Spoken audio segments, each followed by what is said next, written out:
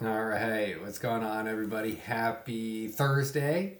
Hope everybody's had a fantastic day and we've learned something got better today. So let's go over everything. First of all, sorry I haven't made a video in a few days and I just wasn't able to. But we're back at it, and what a day to get back at it. Selling yesterday was insane. I've not seen selling like that in a while, since this year, in fact. The VIX had the third largest spike in history yesterday. The first, this was yesterday, the first largest being this year as well. So this year has been filled with some anomalies. So it's always be good, sell rules super important. Position sizing very important, starting new positions, scaling in to positions, scaling out. I'm more of a fan of scaling into them than scaling out. But anyways, selling yesterday, wow, just unbelievable. Unbelievable. Wow. Yeah, this is so crazy. It was like 4% NASDAQ or something. That's huge in Russell. It's insane. See Dow. Oh, I don't want to spoil it. Okay, so all right, let's just go to bonds real quick. This was a position that I was in back here and had to close out this position for a loss.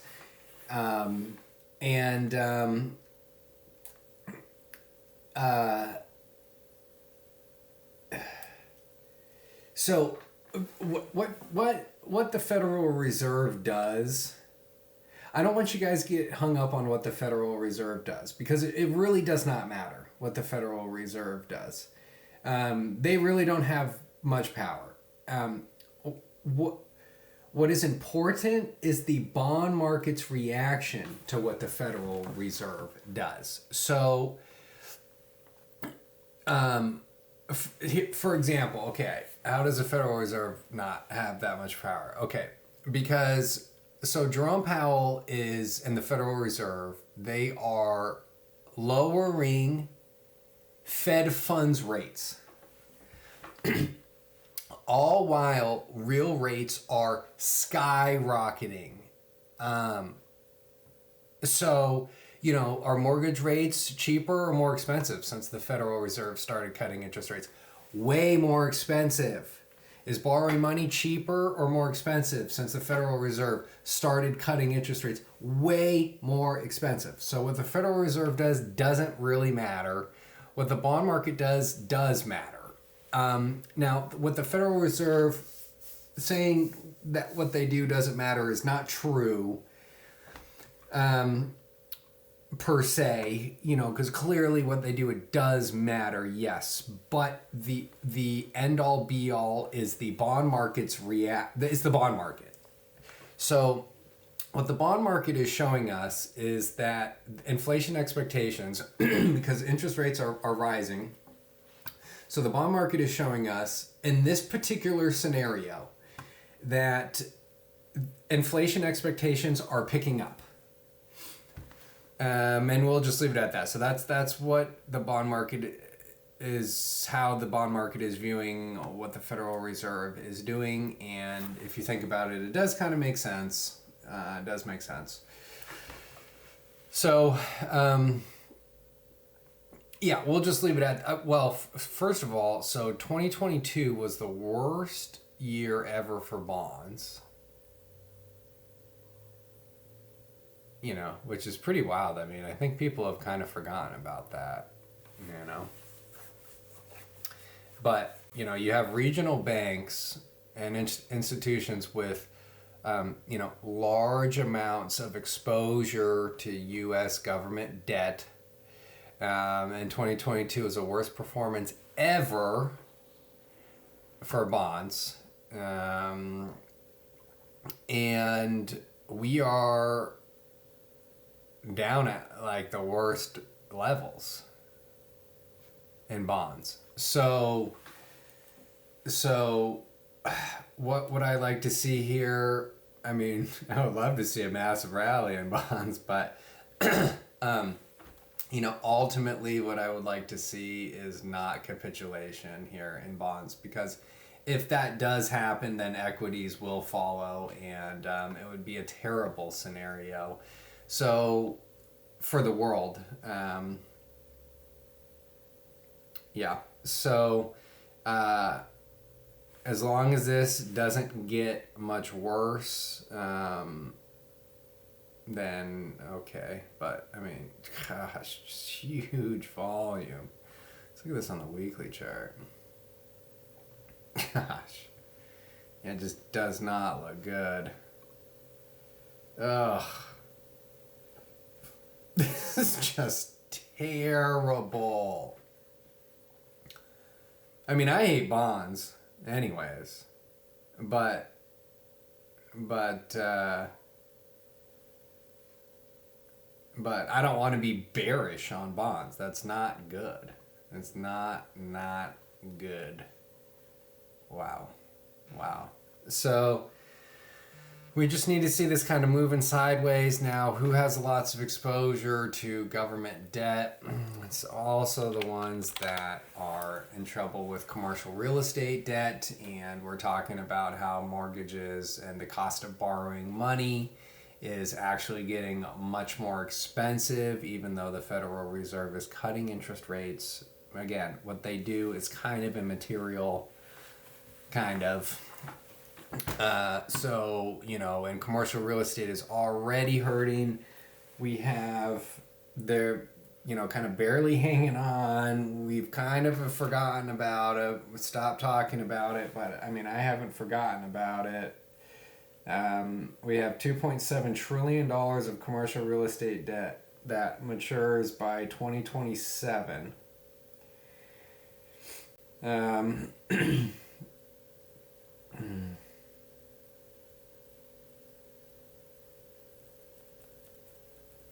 So, yeah. We're seeing bankruptcies are really, really picking up over this last month. So, now, so this is a regional banking ETF. This gap has been filled. So, hey, maybe that's it. Maybe this gap needed to be filled. The saying goes, all gaps get filled. And we can turn around and move higher here.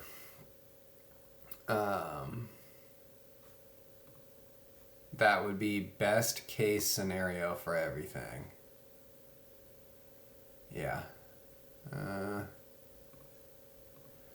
just trying to see if this looks terrible. And it does not look terrible. So, cool. Okay.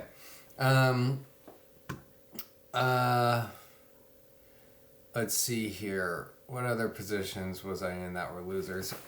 I think all of them.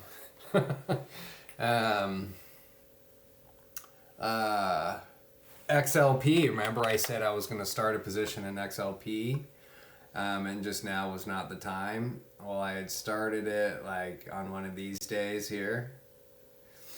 And then this closed below the 50-day moving average. I thought, and this was yesterday, so I kind of waited. And as soon as I saw the market's reaction to what the Fed was doing, I cut all those.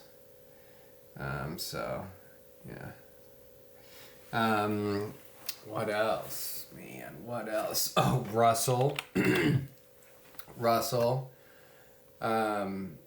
So Russell, that first position I had started on this day right around here at right around 240. How did this all go? 240. Maybe I added around the 50-day moving average. think that's how it went. So I had a full position size on in Russell 2000, and then the market's reaction to what the Federal Reserve was doing, I cut that. Look at this. This is insane. This is insane. Did we talk about VIX? Did I talk about this? Maybe, maybe not. I don't know. But this was, yesterday was the third largest volatility index spike in history. The first largest being this year as well. So we've seen some pretty nutso anomalies this year. Where is it going? IWM. Yeah, so I had a full position size and then financials. Full position size in IWM. So that sucked. Full position size on in financials. And that also sucked. Below the 50-day moving average, got out of those. Dow Jones, right before the Fed was talking, right before Jerome Powell was talking, I had a position on here on the 50-day moving average, blew that right out. So here we're gonna see some gaps are being filled. Dang, our market's even weak after hours too. Yeah. Man, pretty wild, huh? So, I think those are all the positions. Yeah. So anyways, okay. So those were all the losers. Now let's go over what I'm currently in. I'm still in Goldman Sachs. I'm still in Goldman Sachs. Like I said, I will be in this one for a while. Yeah, been in this since, 459. So, my opinion on banks, and especially an institution like Goldman Sachs, has most certainly not changed. So we will see what happens with this stock. There's a huge gap in here to fill. I just hate big gap ups. Because they always get filled and just, okay. So let's look at some financial services here. I still like financial services. They're fairly strong today, although it looks like the close really sucked. But yeah, see again, big gap that you haven't filled. Really big gap. Jeez, yeah.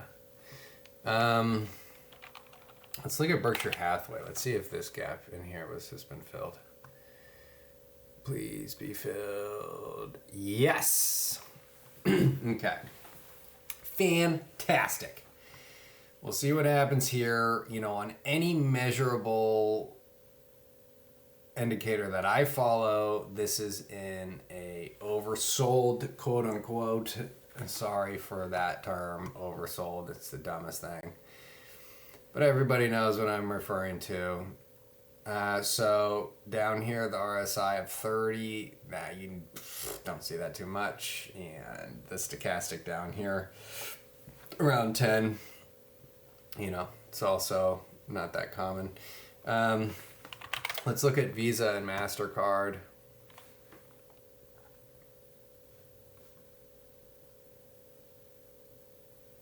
Dang. Yeah, so these 2 days, not good. So,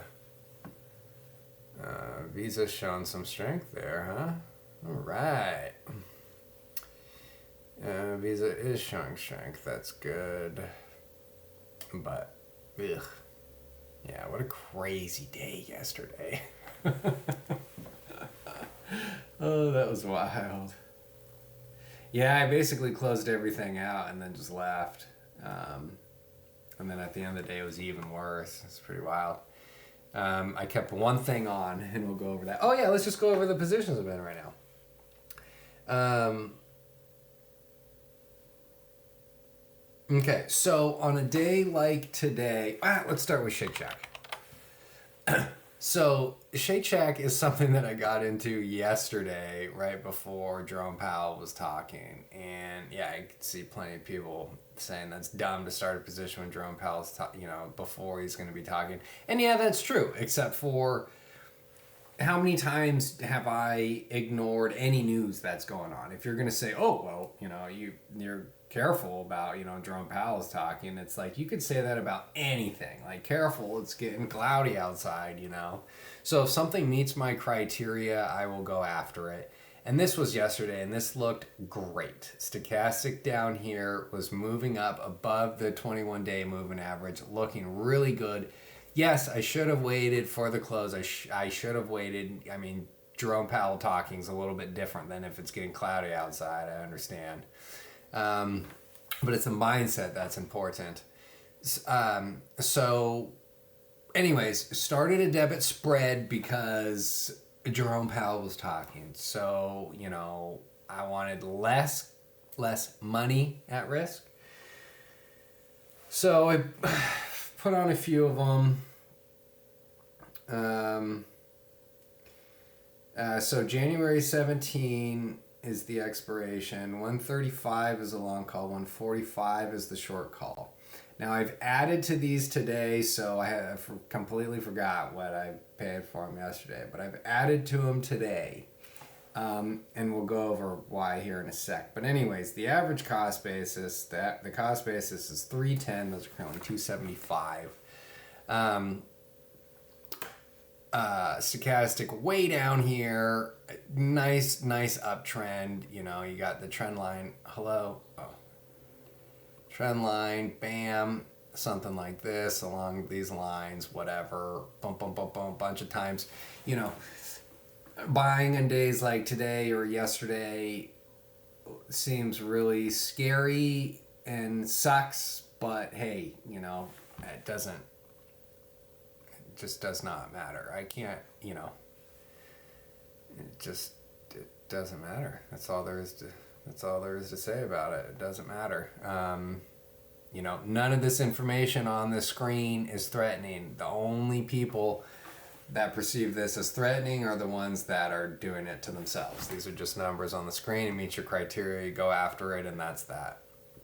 So anyways, on a day like today, it is uber important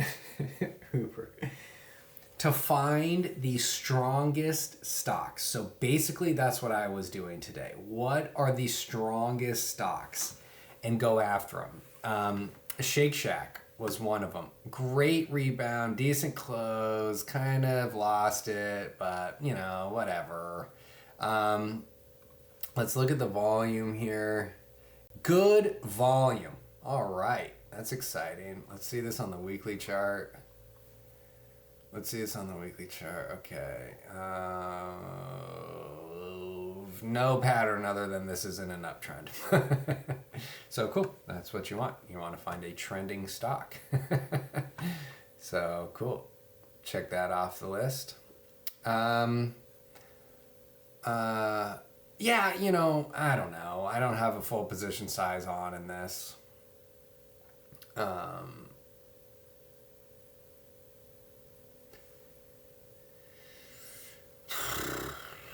So, yeah, and, debit spreads, so it's a little bit more conservative as well. You guys have those stocks where you've done good with, everybody has, where, you've done well with them. So, and Shake Shack is one of them. Although I have messed up Shake Shack so many times, my goodness, like this one right here. I caught this on this gap fill, and this was when the VIX was like, this was like the worst day ever. I was on vacation during all this. This was like the most insane week. That was insane. remember there's like a day or two I wasn't really paying attention, and then it's like the third day, it's like I wake up and it's like, oh well, the entire market's crashed. But anyways, but then right here at the 50-day moving average, I sold right before the earnings, and I even thought, just hold it into earnings. You got a good cushion. And I thought, you know what? The whole market's crashing. So I traded from a place of fear. That's a really good. But anyways, so Shake Shack's one of those. We'll see what happens. I don't know. Strong stock today. Again, today is one of those days where you look for very strong stocks, and Shake Shack was strong. We'll see if it works out. It may or may not work out. Who knows? Okay, another strong stock, Palantir. Palantir, very strong stock today. It was up like 6%. It's given this back, and now I'm a little bit suspect. But I'll give this another day or so. We'll see what happens.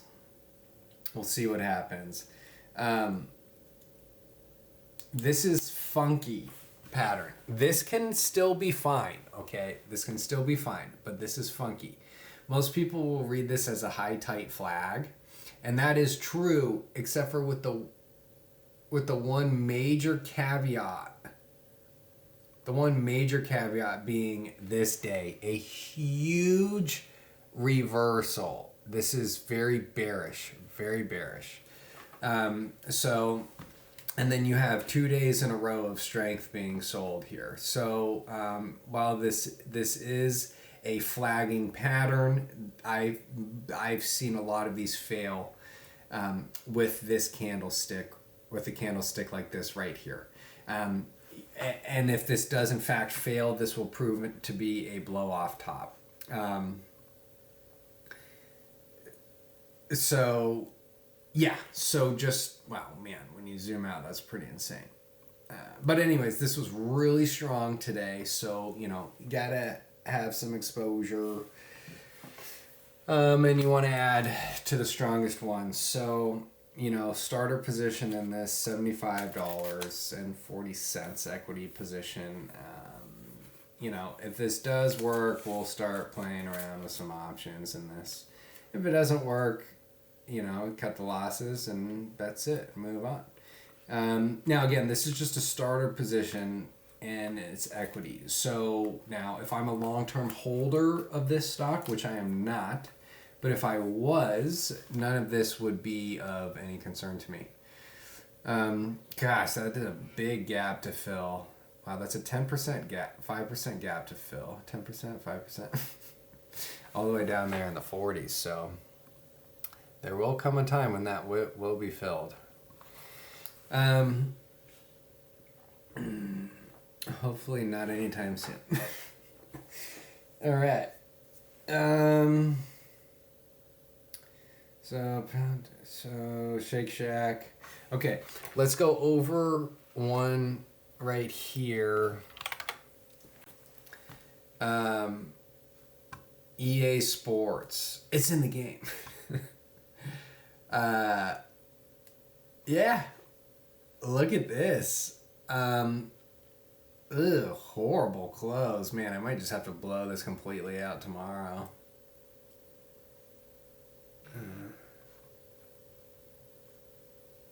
Yeah, horrible close. I think my average cost basis on this is $150. Yeah, so $150 and 15 cents. Equity position.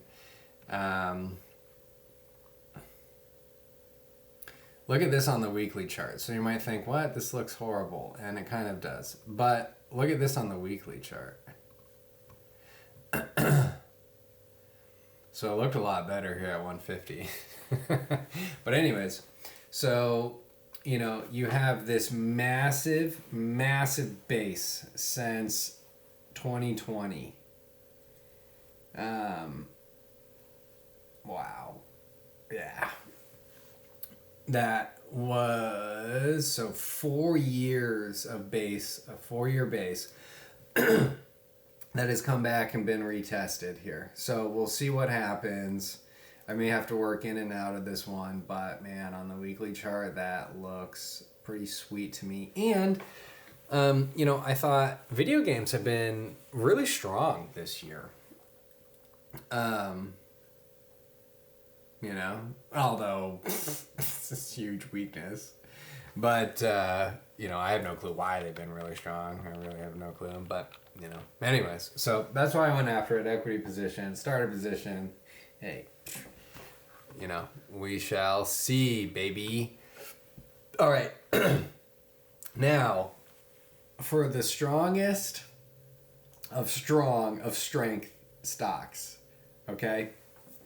Let's go over to the undisputed heavyweight champion of the Trump trade. Undisputed winner of the Trump trade.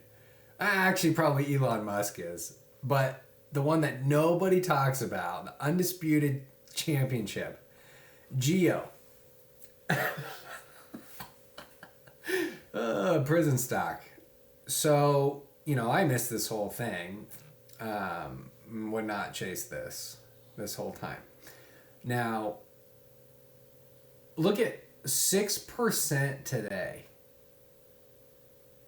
The strength in this stock continues to be shocking, and nobody talks about this. So, you know, I mean, shoot, 6% day, very strong day. Stochastic is in the quote-unquote oversold area. Gosh, we got to find a different word for that. Oversold, stretched, extreme area. And bounced right off the 50 for RSI. That's good. I've had success in the past trading around a 50 RSI. You know, you can see here, you know, around a 50. So, you know, it kind of catches resistance here. But anyways, very strong. I was waiting for a pullback today, and didn't get one. You know, I didn't see this in this morning, unfortunately. But anyways, so got in. Now, Geo, it does not have a liquid options market, unfortunately, or fortunately. You know, we'll enough to go after a few, and that's fine. Anyways, okay. So those are February 25th is the expiration. So that's like 60 days out, or 64 or something, right? So when we're doing just naked calls, that is my criteria. And the farther you get out on these, the way less liquid they are. So even this one was a stretch. $25 strike price. Oh, so February 21st. Oh, did I say that? Yeah. Is the expiration. $25 strike price. $5.05. Those are currently $5.60. Now, I was waiting around the $4.90 mark for many minutes. And, you know, no, it was nowhere close. So it was like 520, 520, 520, 520 is all I'm seeing coming through. And so then I placed the limit order at like 510 or something.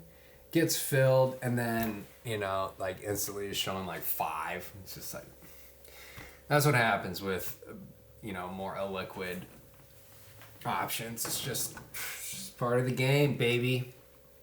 So, okay, yeah. And that's it for strong stocks, okay? Oh, yeah, let's look at this on the weekly. It's a very interesting look on the weekly, if I recall. Oh, no. Monthly? Oh, no. All right, never mind. Whatever. All right. Did we go over Goldman Sachs? I think we did. So, anyways, yeah. Goldman Sachs, if we didn't, still on this one from 459 equity position, and my opinion on this has not changed. So we'll see how this plays out. Let's see this on the weekly chart. But yeah, see, you know, gaps always get filled. So we'll see what happens. Yeah, who knows? Maybe we could add to it. Whoa. All right. Let's go over some things here. So Tesla, great rebound today. I mean, right? So it was like 420.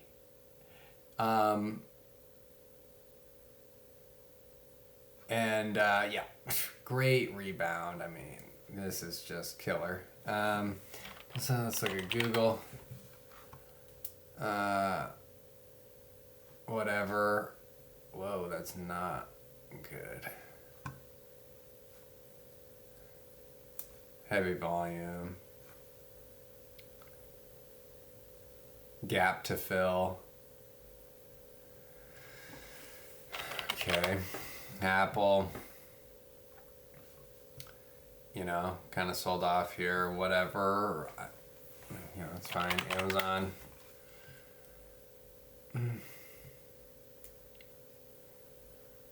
My computer's running slow. I'm downloading some things.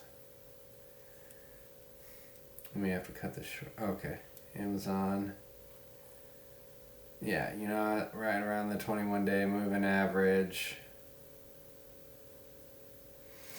You know, if we had more of the leaders that were underneath the 50-day moving average, I would be a lot more concerned. But we don't. So I'm less concerned.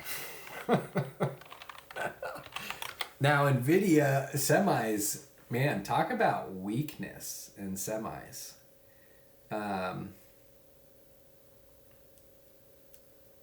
Yeah. Now, right before Powell was talking, I thought semis looked great. I actually almost went after this right here.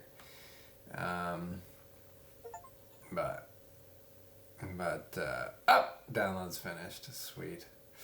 But I did not. And wow, man.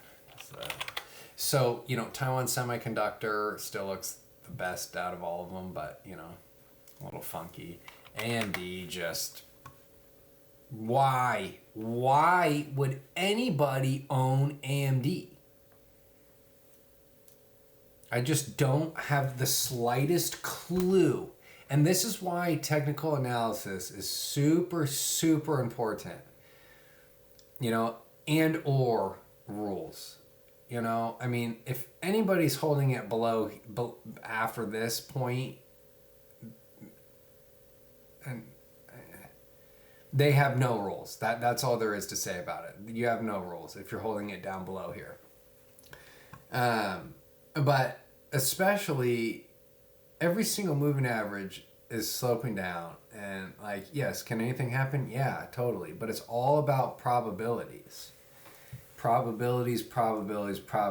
So the probability of a stock like this working out is way, way less, way diminished. So like, why would you ever, you know, when you have NVIDIA and Taiwan Semiconductor, I just don't understand how anybody is in these things.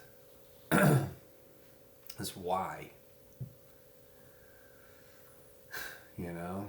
I mean, unless you're just like been a holder since like forever, you know, then cool. That's different. That's something different. Whatever. Yeah.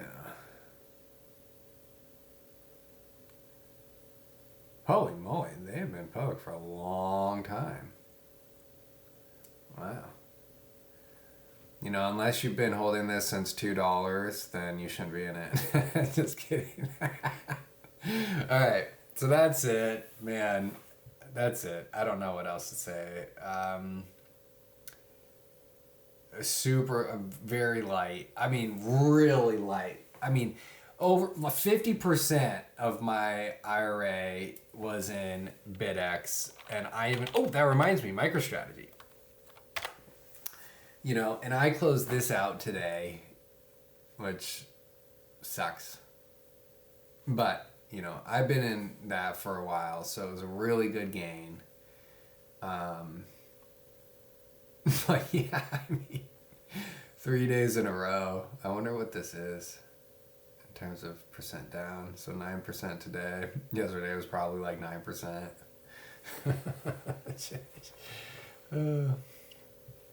All right. Yeah, MicroStrategy. That's another one that I closed out. I mean, guys, what the, these are pretty wild days.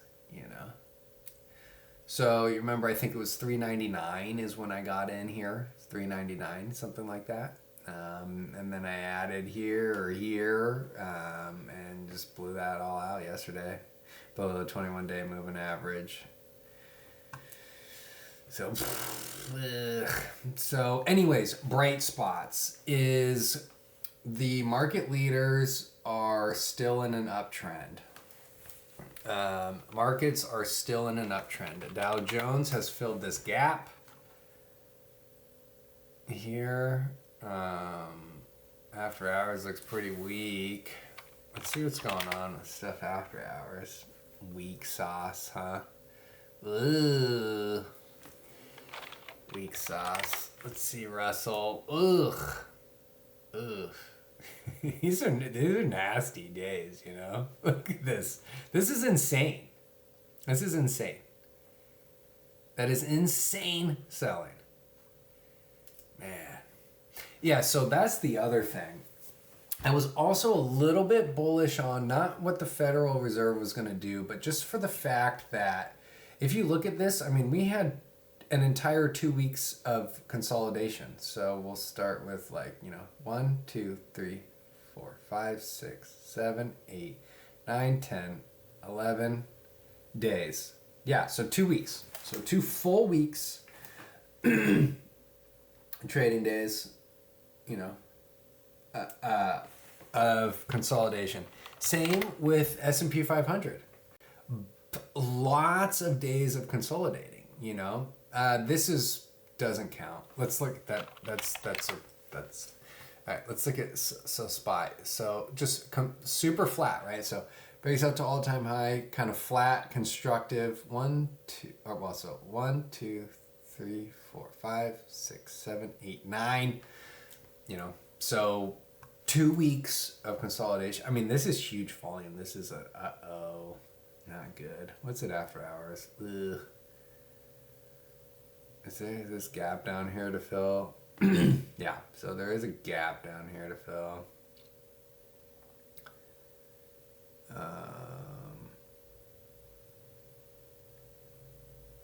Yeah. Huge volume.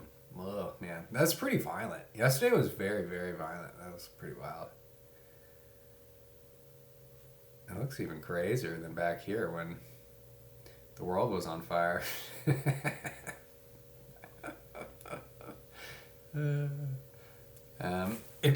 But tech's holding up fine. Well, all things considered, maybe they aren't holding up fine.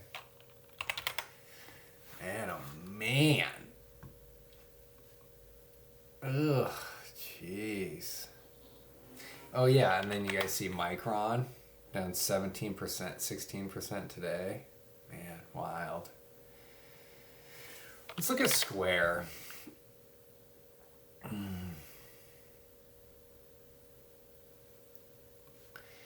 Yeah, I mean, I'm still most certainly not in panic mode.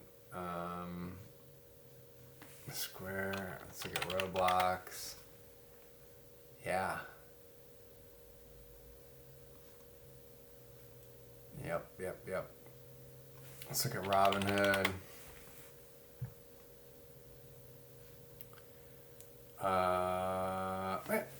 I mean, shoot, these things are just starting an uptrend.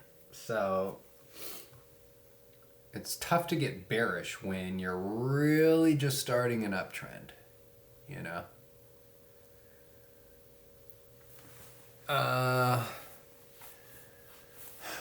From a constructive base, with the caveat of a constructive base. And if anybody argues that this is not a constructive base, then what the heck? I mean, this is like 3 years of base.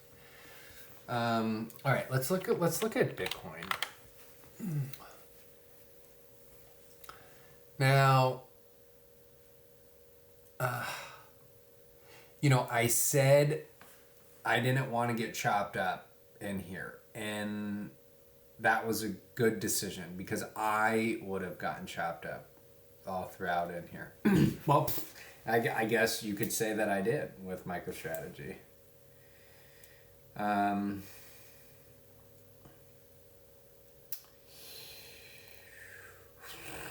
So for me, this is a wait right here to initiate any, kind of new position. This is a wait for me. Man,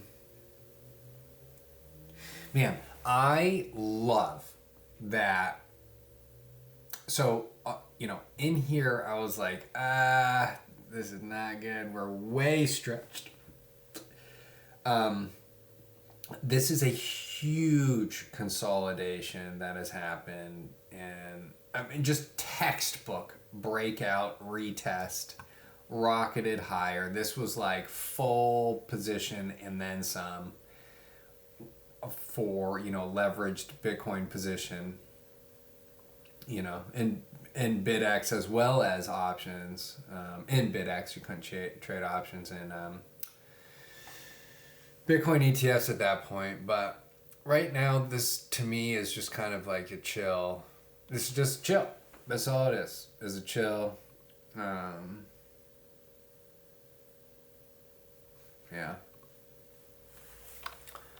Let's look at Ethereum. Not that I could care less. Something I never look at. I haven't looked at this for a long, long time.